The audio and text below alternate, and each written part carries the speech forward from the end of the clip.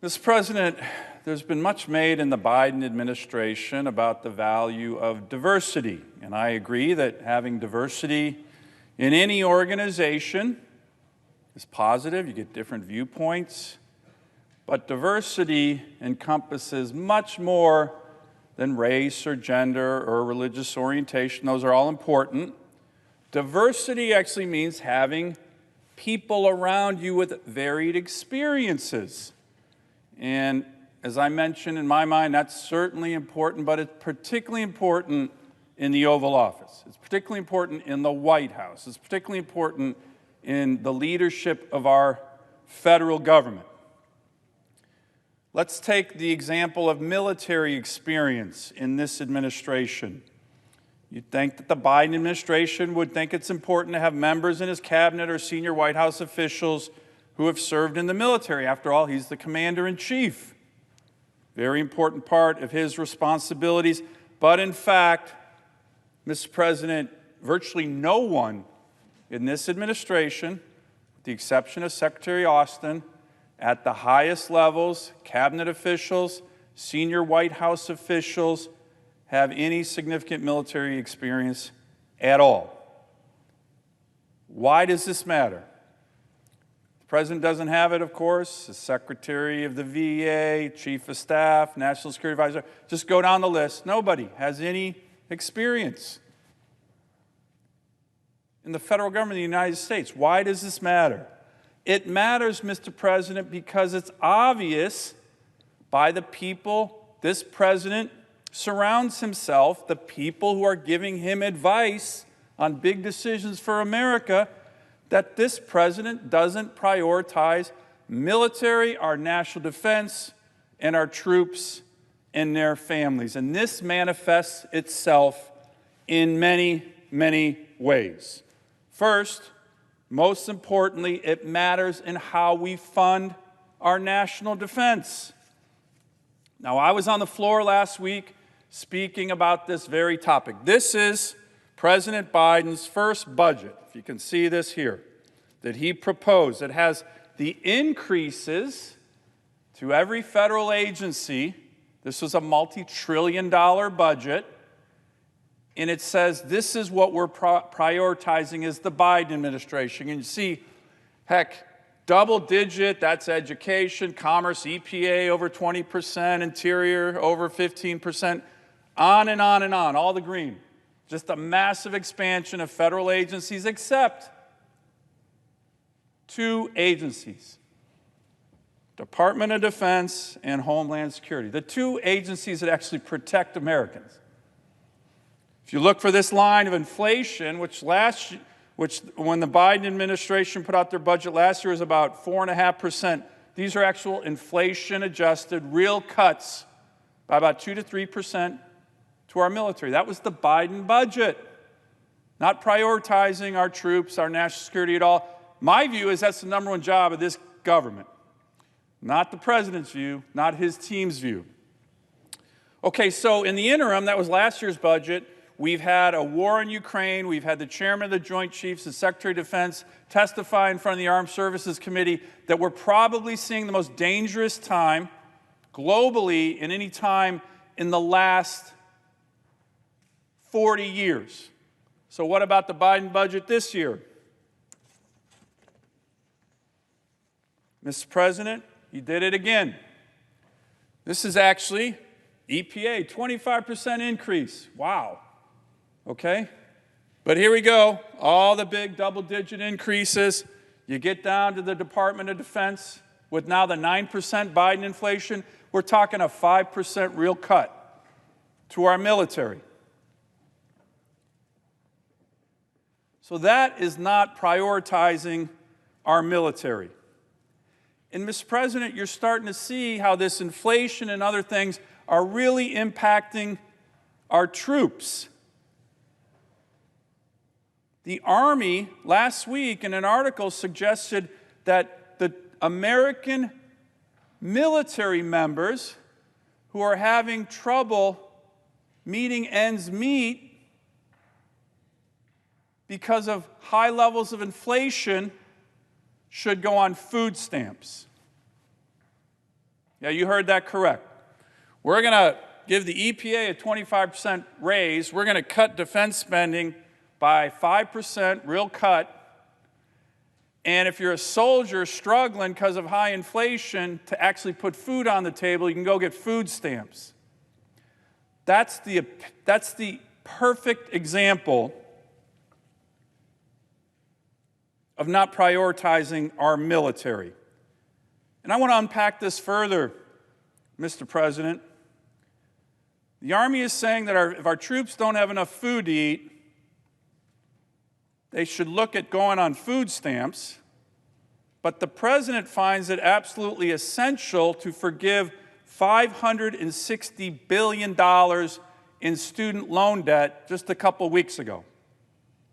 Who are the preponderance of Americans that will benefit from that lawless bailout? High-earning Americans, the elite White House staffers certainly.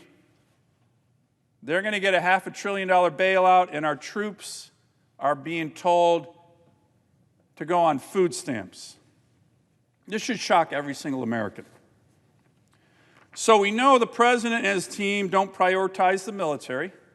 Just look at these budgets, or our troops, or national security, but that doesn't mean they don't find the military useful. Now, Mr. President, I'm going to put up a picture of a recent speech that I will tell you, every time I look at it, my blood boils.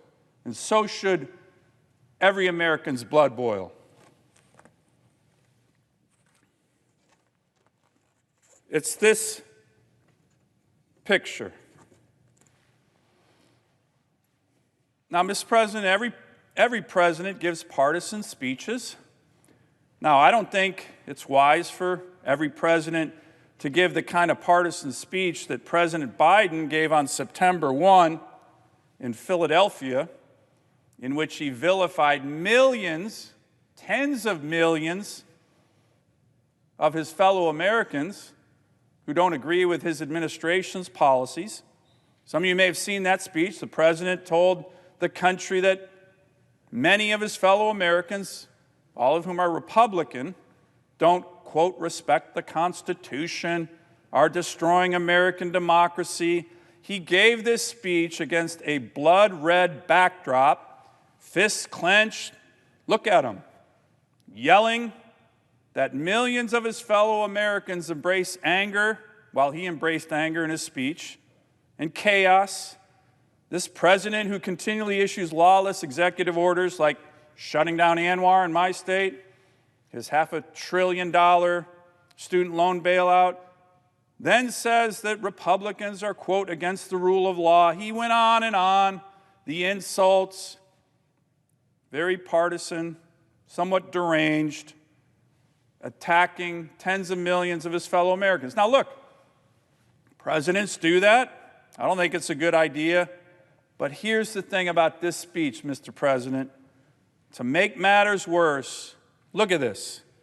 He did all this, a clearly partisan speech, while being flanked by 2 active duty Marines as his political props. Look at that. Look at that. In my view, a sickening abuse of authority from a commander-in-chief who's never served in the military. I think he got 5 Vietnam deferments, and knows nothing about the Marine Corps' ethos of honor, courage, commitment. Remember when General Milley, the chairman of the Joint Chiefs, and was chairman under President Trump as well, released a video where he apologized for standing beside the president, then President Trump, when that could have been perceived as political. This is what General Milley said: "I should have not been there. My presence in that moment and in that environment created a perception of the military being involved in domestic politics." I thought that was a good speech by General Milley. He made a mistake, he apologized, and that was the right thing to do. Mr. President, this is much worse. This is much worse. These Marines, unlike General Milley, they're being ordered. to stand next to the President of the United States while he rants against millions of his own fellow Americans. And the President certainly didn't apologize for this speech.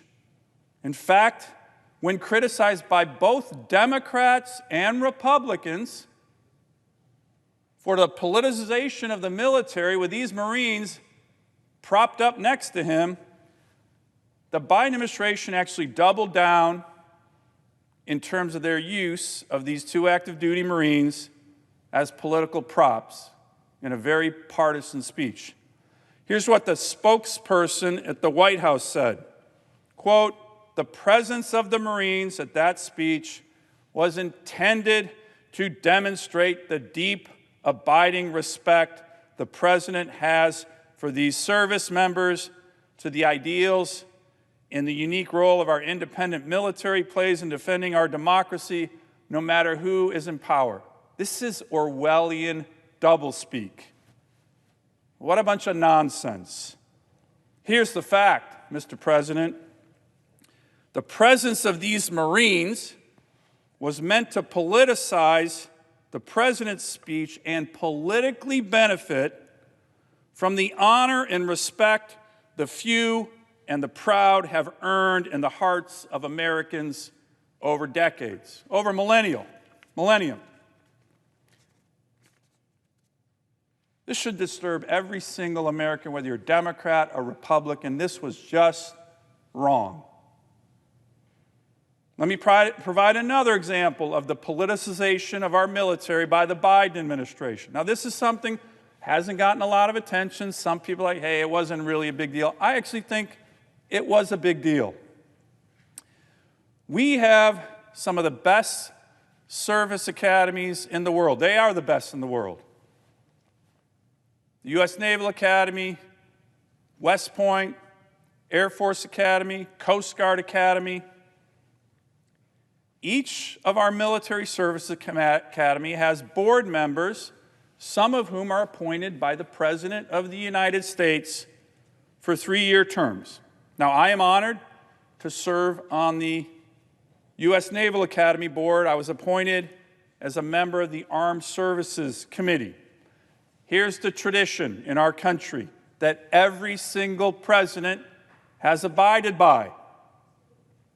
When they come into office, they let the board members finish out their terms.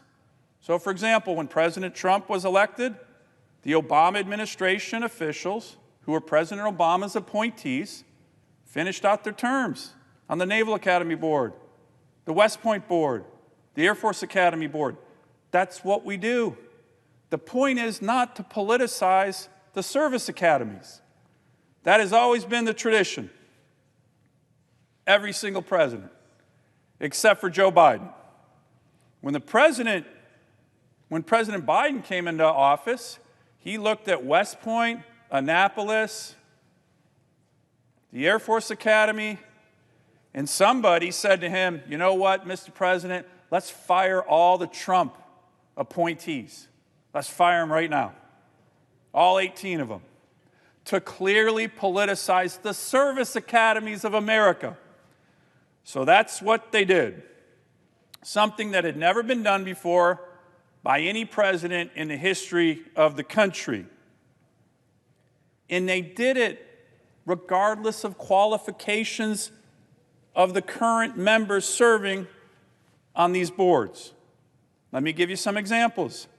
Retired Army Lieutenant General H.R. McMaster was fired off the West Point board.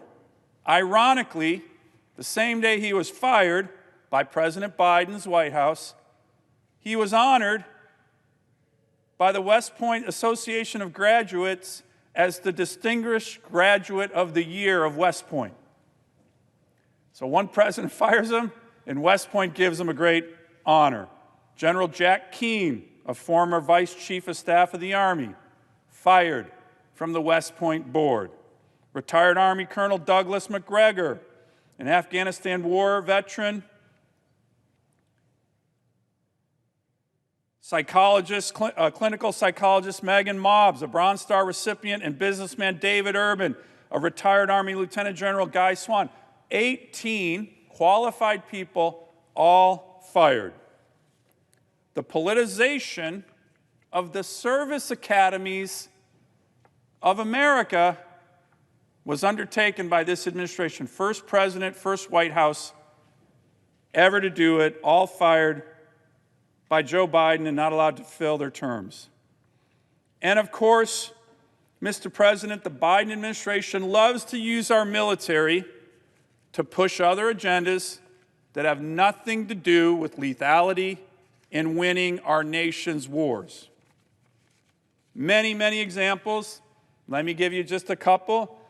From the beginning, issuing executive orders, not focused on how we have a stronger military, but using taxpayer dollars to establish a committee within the Pentagon to do what ended up being witch hunts on so-called extremists in the military, of which, when they came back with their report, they said they had actions of 0.005%. They also issued executive orders to use taxpayer dollars to mandate transgender transition surgeries for active duty soldiers. Importantly, they become non-deployable when that happens. So, Mr. President, back to my original point. No one in senior positions in the White House or the cabinet, with the exception of Secretary Austin, has significant military experience. And on so many of these issues, there's no adult in the room. Think about these White House conversations where they're talking about, hey, let's cut the defense budget and we'll grow the EPA by 25%. Oh, that's a great idea, Mr. President. Let's make sure we give a partisan speech at Independence Hall, and oh yeah, let's grab a couple active duty Marines to stand right next to the president as his props. That's a great idea, Mr. President. Let's come in and politicize the service academies and fire all the Trump administration appointees, even American heroes like H.R. McMaster, General Keane, despite the fact that no president had ever done that before. Great idea, Mr. President. This is really problematic, what we're seeing right now. And that lack of prioritization extends here in the U.S. Senate, unfortunately, as it relates to our military. As we know with regard to defense budget cuts, in the 2020 NDAA, we had a debate right here on the Senate floor where my colleague, the junior senator from Vermont, proposed an amendment to dramatically cut our military, almost by 15%, across-the-board cuts. He even actually wrote an op-ed in Politico. Remember, this is when the Democrats were pushing defund the police. Here's the op-ed. It actually is called Defund the Pentagon, the liberal case. I'd like to submit this for the record. Without objection. So that was the liberal case, defund the Pentagon. Junior senator from Vermont wrote that. The majority leader put out a tweet saying he was a proud supporter of the defund the Pentagon amendment. That's right here on the Senate floor.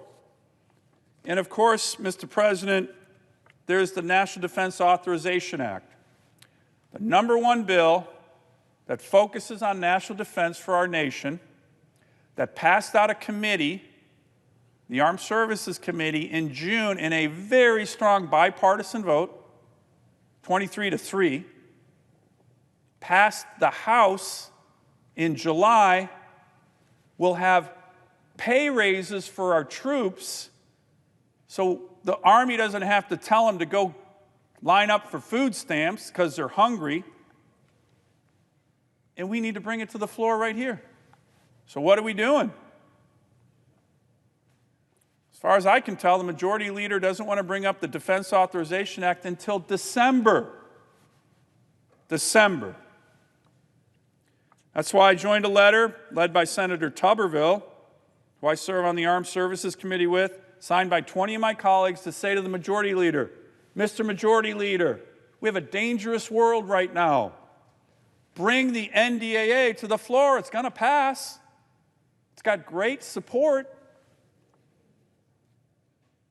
By the way, Mr. President, I know the Democrat senators feel this way too on this topic. So we need to get this body back to what's important for our country: bolstering our economy, fighting inflation, bringing down energy costs, unleashing American energy, and definitely passing the legislation that funds our military, that provides pay raises for our troops during this very dangerous time. So I ask again the Majority Leader to bring the NDAA to the floor. We need it. And I call on the President and his administration, the President of the United States, the Commander-in-Chief, to truly prioritize our military and their families. And that begins with putting an end to using them in a disgraceful way as political props for your partisan agenda. I yield the floor.